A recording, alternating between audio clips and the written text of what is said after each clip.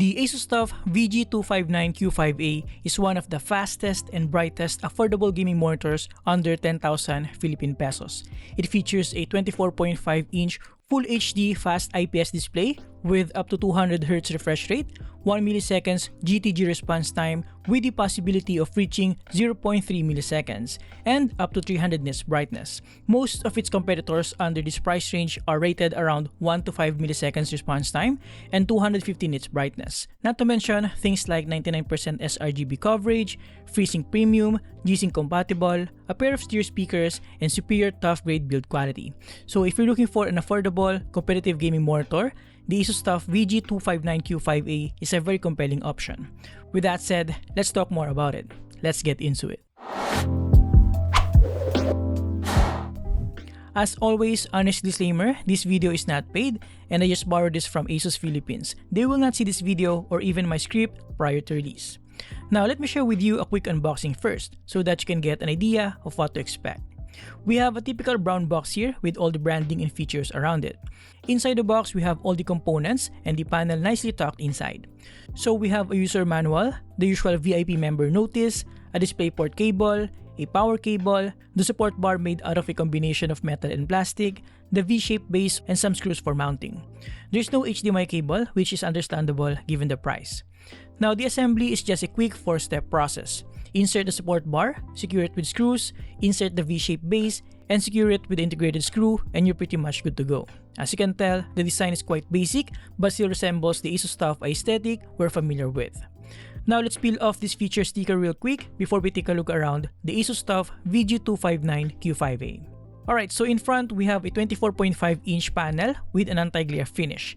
The bezels are relatively slim, especially on top and on the sides, with the usual thicker bottom bezel with the chrome ASUS logo at the center.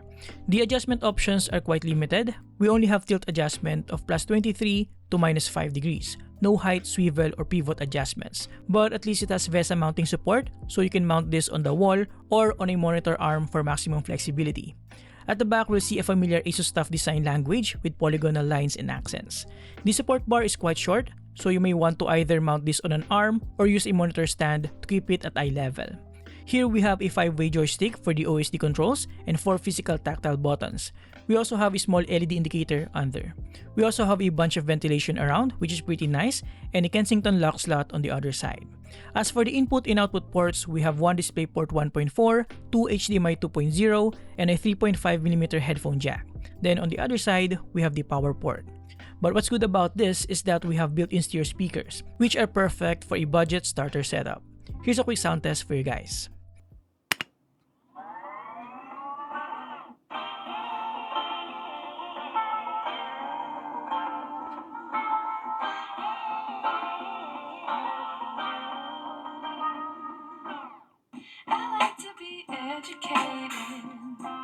But I'm so frustrated.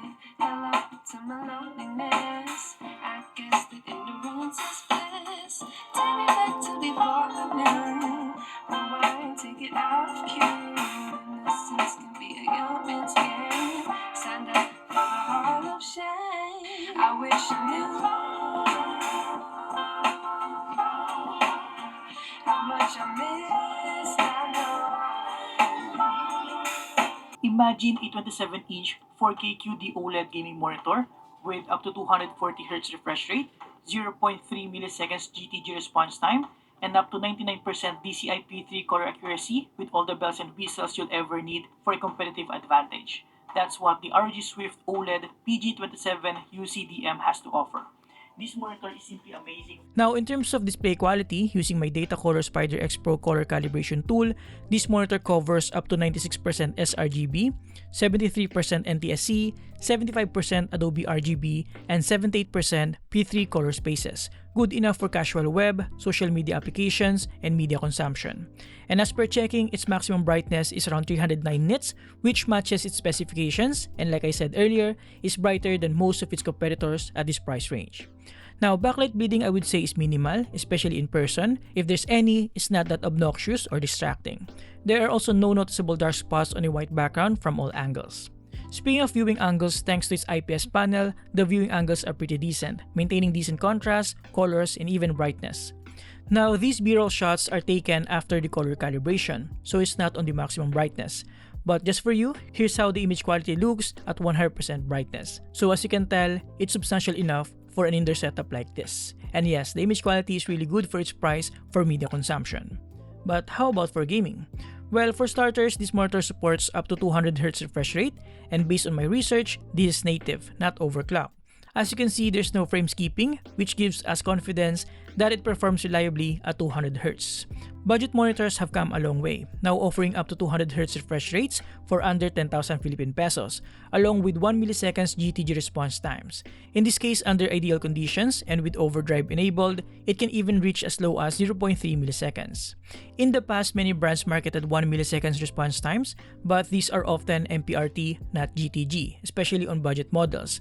While MPRT is still a valid metric, it comes with trade-offs like backlight strobing, lock brightness, and disabled adaptive sync, unless you're using a monitor with the LMB sync feature, which is typically found on higher tier ASUS TUF and ROG displays. But nowadays, even budget monitors like this one can achieve true 1 milliseconds GTG, which is a big win for gamers. Now, don't be confused when you see 10-bit and 12-bit options in NVIDIA control panel. These are via FRC to simulate 10-bit and 12-bit. Because this monitor is only 8-bit, and the dead giveaway for this is the 6.7 million supported colors in the specifications. Though you can still use 10-bit to reduce color banding, it helps with HDR and other software compatibility. Just make sure that it won't affect or change your maximum refresh rate. Now, while it says here that it's not validated as G-Sync compatible, based on the product page, is under processing, so that's a good sign, and you can probably safely enable it already. So yeah, gaming on this with up to 200Hz refresh rate and at least 1 milliseconds GTG response time is really nice, not to mention a decent 300 nits brightness. And yes, we still have most of the features found on higher tier ASUS TUF and ROG monitors like Game Plus and Game Visuals, Shadow Boost, and others. And what I like most here is the Game Visuals, where I set it to FPS when I'm playing Valorant. Now, before we end this video, here's a quick look at the OSD settings so that you can have an idea of what is available for this model.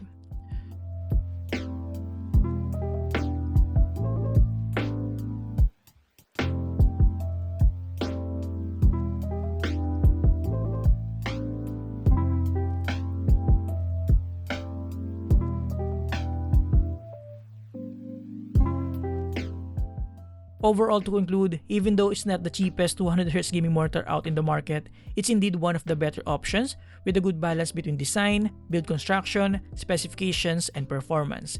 Especially the fact that it's one of the fastest and brightest at this price point, and gets an easy recommendation from me. Go check it out.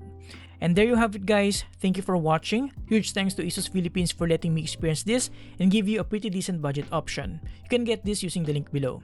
Again, this video is not paid and they will see this at the same time as you do.